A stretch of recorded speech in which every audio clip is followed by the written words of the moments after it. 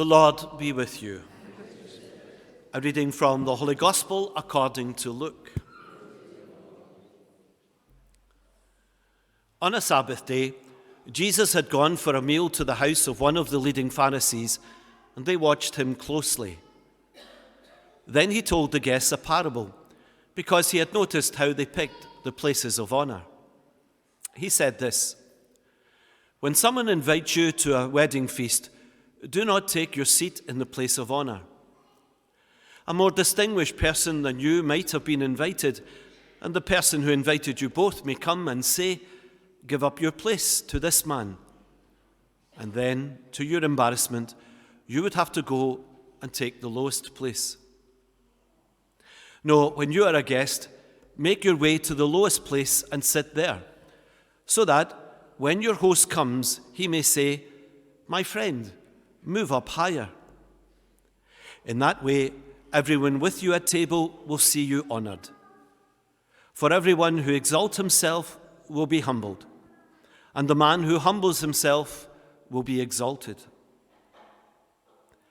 Then he said to his host, "When you give a lunch or a dinner, do not ask your friends, brothers, relations, or rich neighbors, for fear they repay your courtesy by inviting you in return. No, when you have a party, invite the poor, the crippled, the lame, the blind. That they cannot pay you back means that you are fortunate, because repayment will be made to you when the virtuous rise again." The Gospel of the Lord.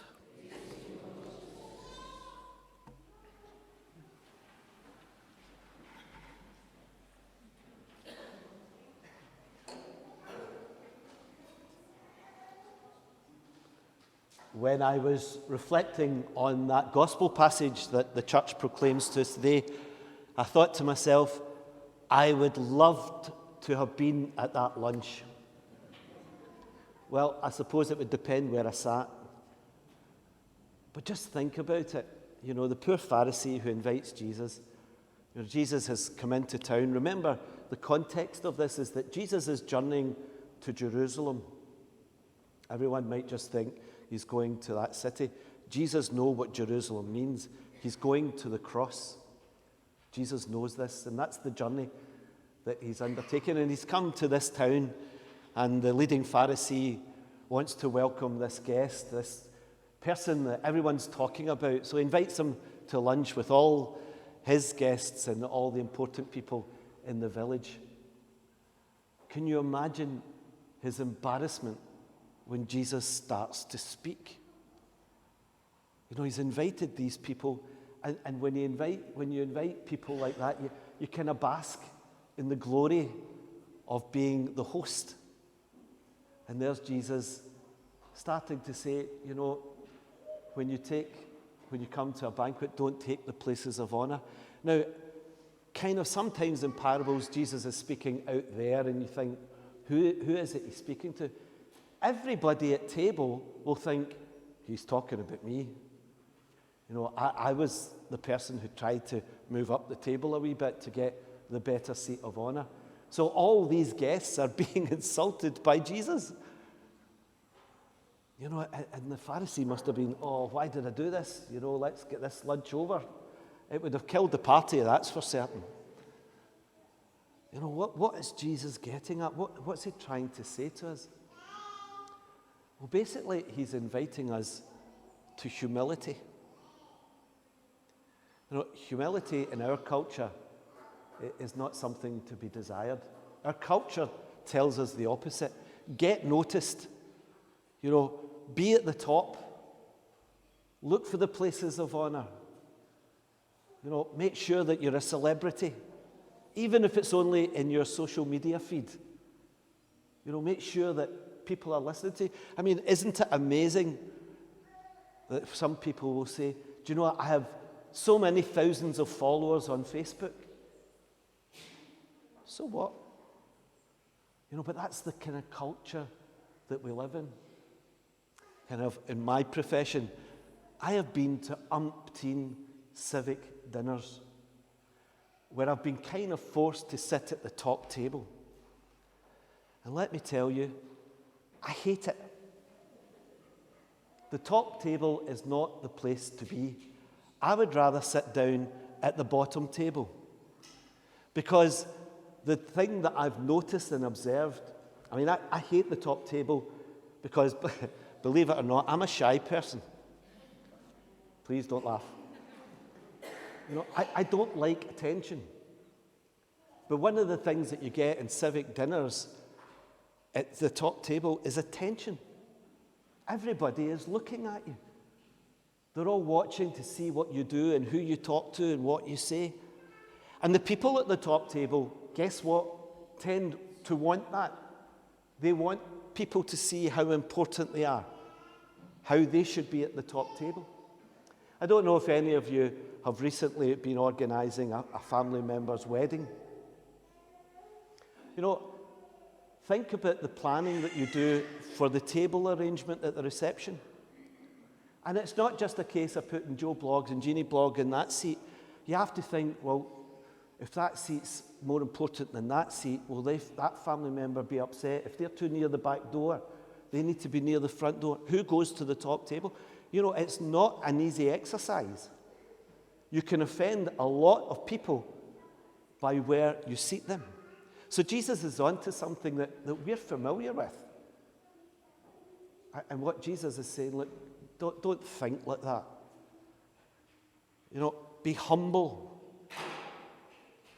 Be humble. And for many people, humility is something about running ourselves down, or kidding ourselves on that we're not as gifted, as talented as we are. That's got nothing to do with humility. You have gifts and talents. You're good at things. And you should rejoice in that because they are God-given to you. God wants you to be talented. He wants you to use your gifts. Rejoice in that. So humility is not about denying who you are. Humility is not about thinking less of yourself. But humility is about thinking of yourself less. It's about not being self-focused.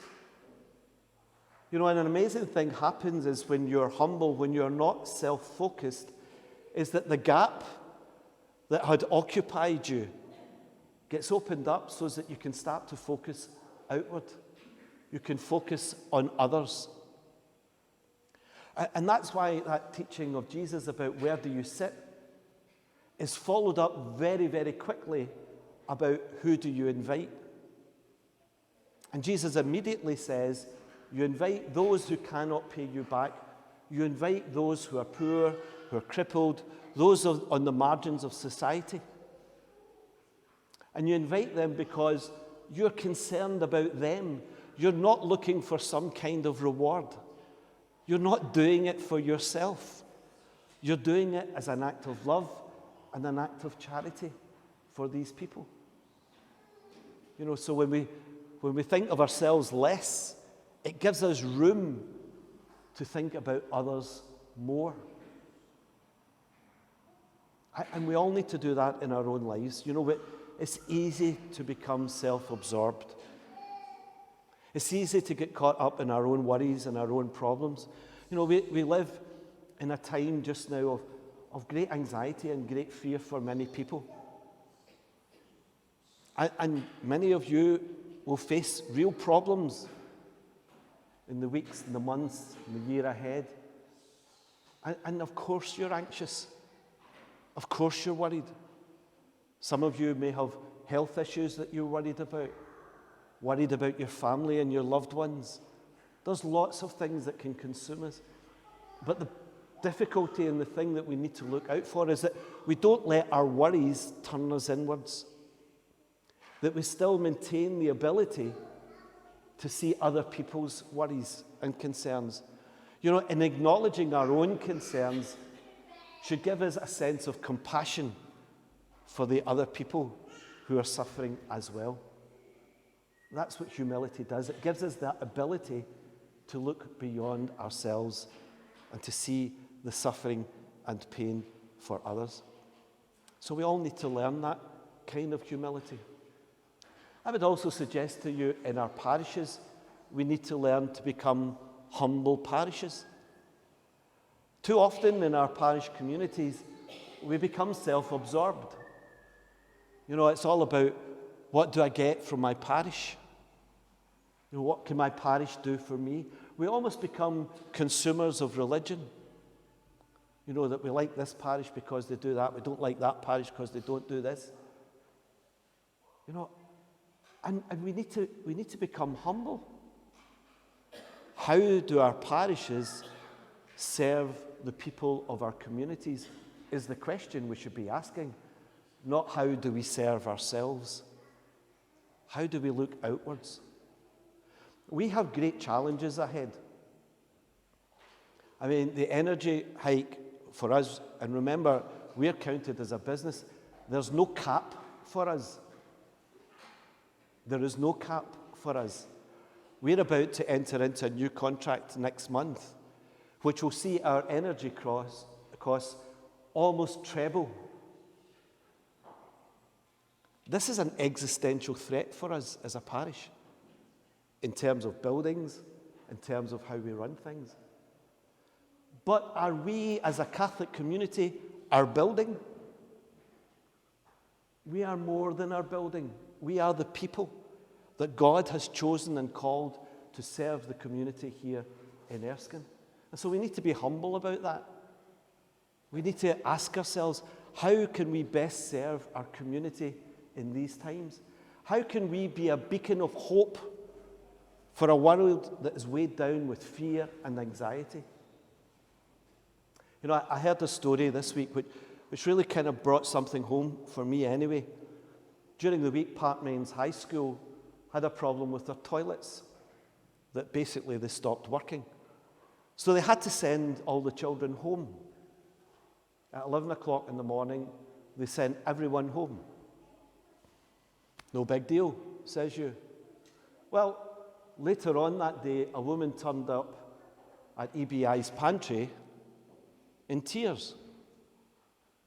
And the reason she was in tears is that she is really finding it difficult to find the money, literally, to feed her children. She's struggling that bad. And she was depending on the school meal to feed her children that day. She had no money to buy food for her children that day. And the closing of the school meant that those children had no food. This is in Erskine. This is in this town. So how do we, as a Catholic community, how do we as a church help people in those circumstances? And I think in the days ahead, we're going to have to really step up to the mark. We're going to have to think about how do we provide, for example, soup kitchens. How can we be a place of welcome where people come here? I learned a new word this week. How can we be a heat bank? A place where people can come who can't afford to heat their own homes, but could come and spend at least 8 hours in the day in warmth. These are challenges that we are going to have to meet. And to do that, we need to be humble. We need to be able to look beyond our own needs and address the needs of our brothers and sisters that we have been called to serve. So let's pray today, both personally and as a church, as a parish, that we may learn to think of ourselves less.